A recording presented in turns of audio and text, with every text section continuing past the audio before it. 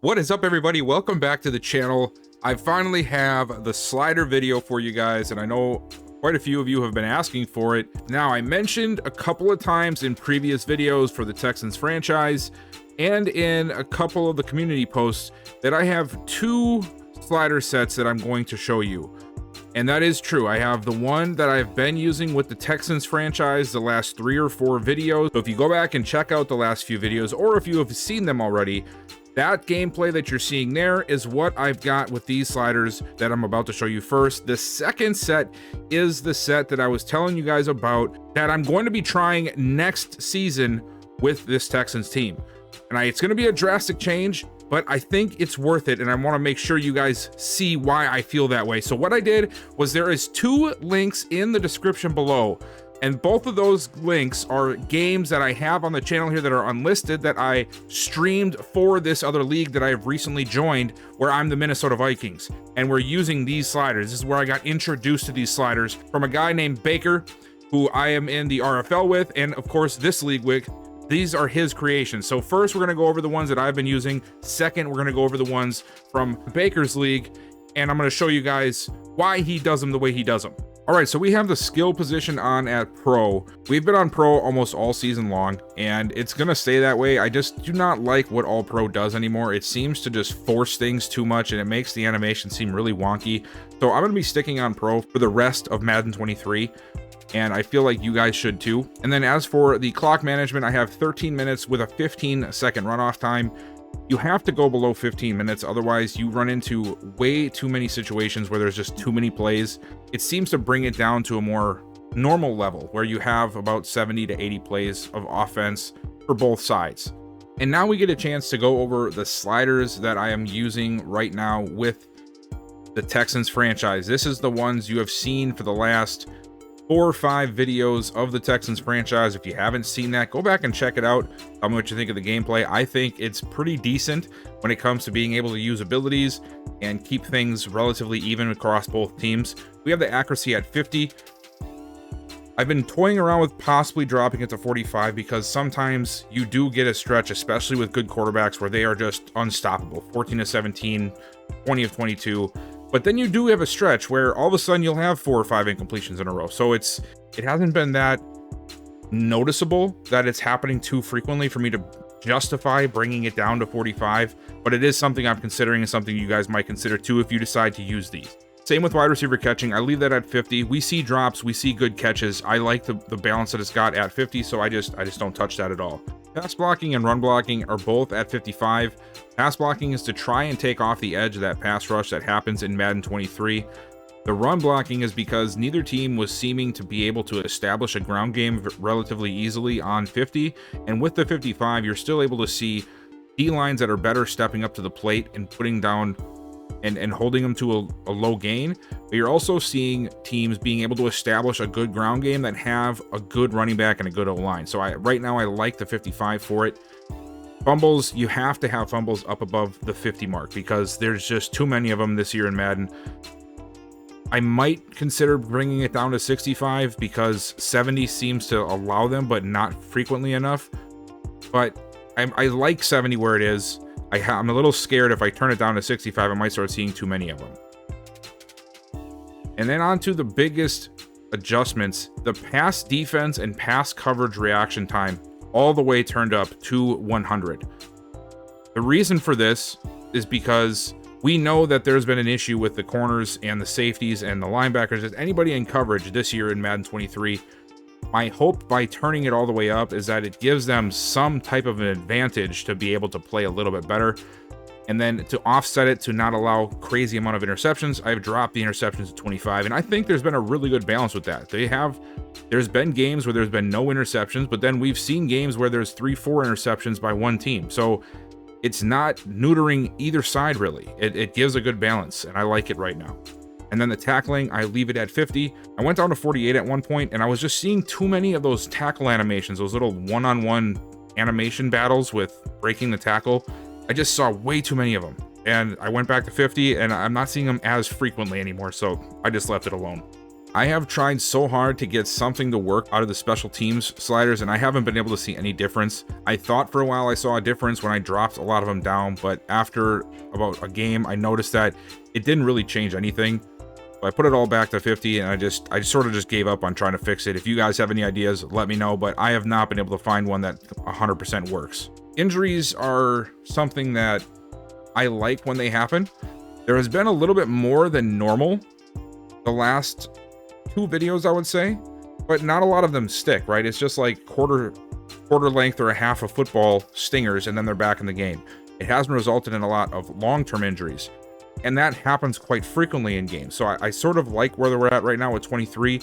Down at 20, there was just no injuries ever, and I just wasn't liking that.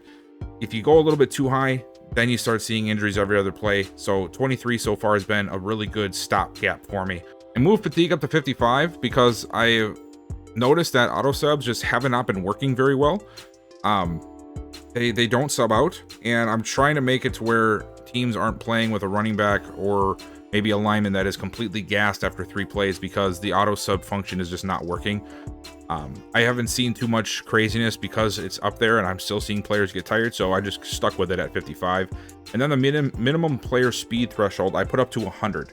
And the reason I did that was I saw a couple of videos where people were testing the 40s in practice, and they said there was just way too much of a separation of speeds when you were on the lower tier of things. So I decided to max it out, because even when you think about an offensive lineman, they're still running 6-7 second 40s. They're not running 9, 10, 11 second 40s. There's really a 2-second difference, which I know in the grand scheme of things is a big difference, but they are just running too slow. And here on 100, I noticed that everybody just seems to flow a little bit better. Players that should break away are still breaking away, but the ones that shouldn't be breaking away are not. And I like that. So that's what I've had for, I think, since like week 10. I've had to raise almost every penalty because it seems as if it takes away from animations and takes away from like almost confidence of the players. So I raised the offsides to 75 to try again to bring down the elite pass rush ability of all the defensive ends. But then I also brought up false start to try and bring it back to an even medium, and the holding penalty to again make things a little bit easier for defensive ends to break through. It's just not as easy for them to break through. And then the face mask I put up to 85. That apparently is supposed to help receivers and running backs be able to make more plays with the ball. And then I left the defensive pass interference and illegal block in the back at 50. These are on. The only one I have off is illegal contact right now. And intentional grounding. Those are the 2 I always have turned off. And then I turned down roughing the passer to 45 because we just saw too many of them at 50. And it was really just killing games. I hate when a team gets bailed out over a stupid roughing the passer animation. So I brought it down to 45. And we're still seeing them. It's just not as frequently. So that is my set of sliders. This is what I've been using for the Texans. Now, I know there's going to be some of you who do not like them. You're going to think they're stupid. You're going to think this and that. That's fine. That's your opinion. You can play with them however you want to play with them. But I have been running this stuff for quite some time, and these were some of the best that I've been able to find after all of the latest updates within Madden. And it's just what I've stuck with. Now I am going to be changing because I'm not a slider expert. By no means. I'm just trying to find some good gameplay for myself. And I figured you guys watch my Texan series, you might want to see what I've been running. So if you guys like the gameplay, you can try it out yourselves. And that's what I'm doing here. This next set I'm going to show you is, I think, by far the best slider set I've ever seen in Madden 23. And it sounds crazy for me saying that because I haven't seen them for that long, but there is a stark difference in gameplay that you can see immediately, and just how the teams themselves react and how the players react. And I definitely think I want to do this. All right, here we go. So this is the set that I'm going to be using on the Texans for the foreseeable future, probably until the end of Madden 23. I wish I would have found these things sooner, to be honest with you. They're awesome. What I did also, I mentioned at the beginning of the video, I added some links in the description. These are links to games that are unlisted here on my channel that I streamed for the league that I joined and where I found these sliders at. Now, I've been considering showing you guys this franchise as well, so let me know down below if you want to see me post videos about this franchise where I'm the Minnesota Vikings and I'm rebuilding the team same way I'm doing with the Texans, where it's coach mode, super sim slow. But yeah, so this is something new I just started doing a couple weeks ago. It's been really fun. And like I said, with these new sliders, it seems like the whole game is different to me. So I needed to share with you guys. I did talk with the guy who made these. His name is Todd Baker. He's in the RFL with me. He's the creator of this league that I'm in now. And he's also the creator of these slider sets. Now, they are a very aggressive change to the norm when it comes to sliders. But when he explained to me why he did it, it makes sense to me. And that's why I really think that he's onto something here. So let me not waste any more time. Let me show you. So it's still on pro, right? There's a stark difference though. There is no superstar abilities. You still have the development traits, but there is no abilities. And this really seems to unlock the players. A couple of you guys have mentioned that you also play with no abilities and that you love the gameplay.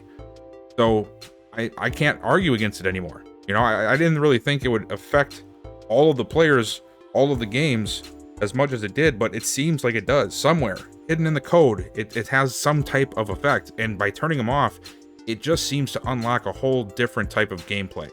So this is what we're going to do. We are taking the abilities off of the Texans franchise. For a few of you who like the abilities, I'm sorry. I wish I could please everybody, but I need the best gameplay possible. With his set, he has a play call cooldown and a play call limit with 4 and 10. Now this helps divvy up the games and divvies up the playbooks and gets some more different types of plays involved. So make sure you don't forget to set that if you want to check these out. This is another big difference. There's 11-minute quarters, not 13, not 14, not 15, 11-minute quarters. Accelerated clock turned on, but the minimum play clock time turned off. It seems to just not cause as much mayhem within the game, and I like it. I also have all of the overrides turned off, the ball hawk, the heat seeker, and the switch assist. All of these are turned off for this slider set. And here's the slider set for this league that I'm in. Very drastic, very, very drastic. But let me tell you guys, the difference in gameplay is night and day. It really is. And obviously, if you're more of a casual watcher, and I don't mean that in any type of a negative way, if you don't really pay attention, I guess I should say, to the ins and outs of Madden when you're watching the game, you might not notice the difference. But if you are a person who really digs into the sliders, who is all about trying to replicate what you see on Sunday to the best of your ability, obviously, you are going to see a difference. Watch the game. That's why I put the videos in the description below. I also put a link to this league that I'm in. It's called the SSFL. Pretty sure there's going to be more content coming to that channel regarding this league itself and more some of this, you know, super sim type of stuff. So make sure you check that out as well.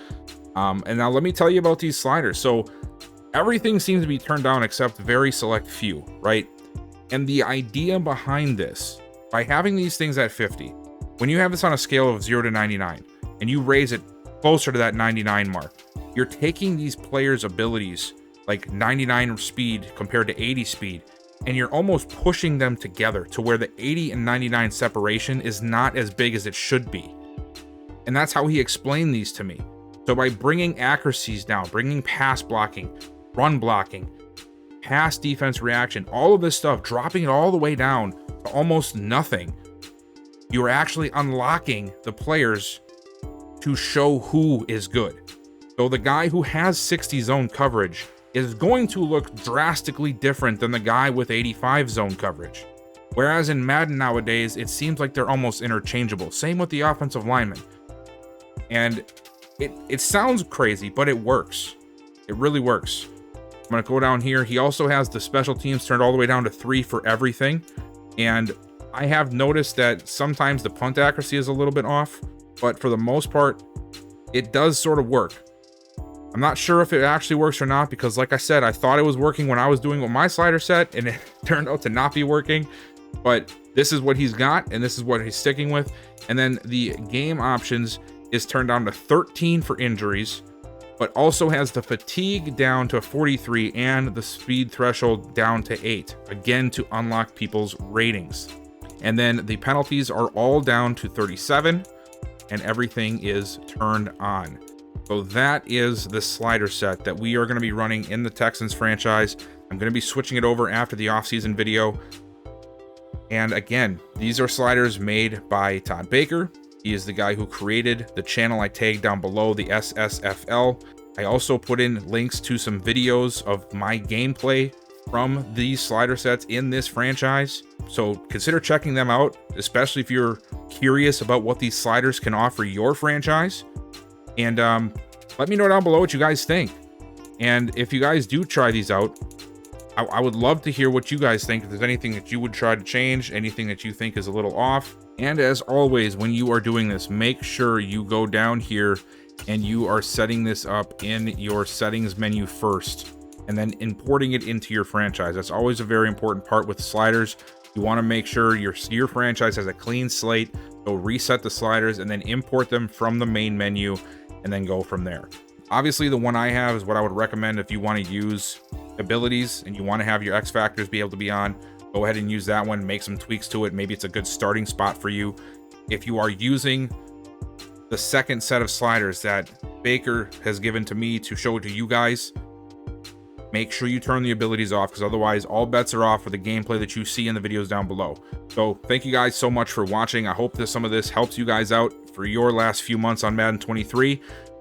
Make sure you like the video, subscribe if you have not already. I got some more stuff coming for you guys. Of course, more Texans. I got some relocation stuff coming.